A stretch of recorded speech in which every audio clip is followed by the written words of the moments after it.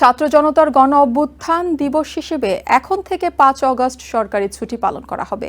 পাশাপাশি জুলাই গণ অভ্যুত্থান ঘিরে আগামী ১ জুলাই থেকে কর্মসূচি শুরু হবে, চলবে ৫ অগস্ট পর্যন্ত।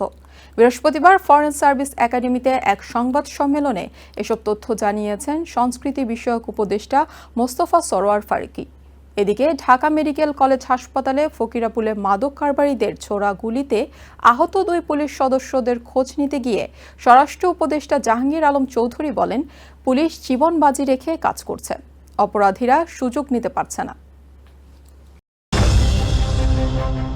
ছাত্র জনতার গণ অভ্যুত্থান দিবস হিসেবে এখন থেকে ৫ অগস্ট সরকারি ছুটি পালন করা হবে বলে জানিয়েছেন সংস্কৃতি বিষয়ক উপদেষ্টা মোস্তফা সরোয়ার ফারুকী। বৃহস্পতিবার রাজধানীর ফরেন সার্ভিস একাডেমিতে এক সংবাদ সম্মেলনে তিনি এই কথা জানান। ফারুকী বলেন, জুলাই গণ অভ্যুত্থান ঘিরে আগামী ১ জুলাই থেকে কর্মসূচি শুরু হবে, যা চলবে ৫ অগস্ট পর্যন্ত।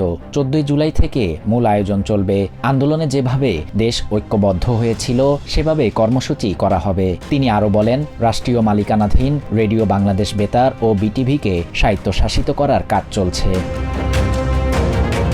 এদিকে সাহসিকতার সাথে জীবন বাজি রেখে মাদক নির্মূলে পুলিশ কাজ করছে বলে জানিয়েছেন স্বরাষ্ট্র উপদেষ্টা অবসরপ্রাপ্ত লেফটেন্যান্ট জেনারেল জাহাঙ্গীর আলম চৌধুরী। বৃহস্পতিবার দুপুরে ঢাকা মেডিকেল কলেজ হাসপাতালে ফকিরাপুলে মাদক কারবারিদের ছোড়া গুলিতে আহত ২ পুলিশ সদস্যের খোঁজ নিতে গিয়ে এ কথা বলেন স্বরাষ্ট্র উপদেষ্টা। সাংবাদিকদের প্রশ্নের জবাবে তিনি বলেন, পুলিশ হালকা অস্ত্র নিয়ে কাজ করছে না, যে পরিমাণ অস্ত্র দরকার সেই পরিমাণ অস্ত্র সঙ্গে নিয়েই কাজ করছেন তারা।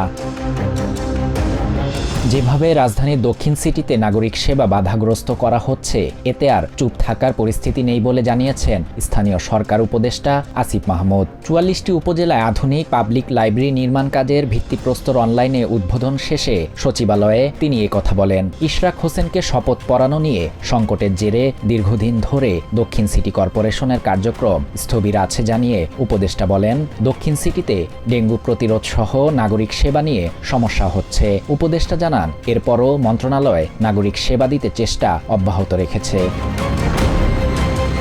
শাহরিয়ার শাফাত, TVN24 নিউজ ডেস্ক।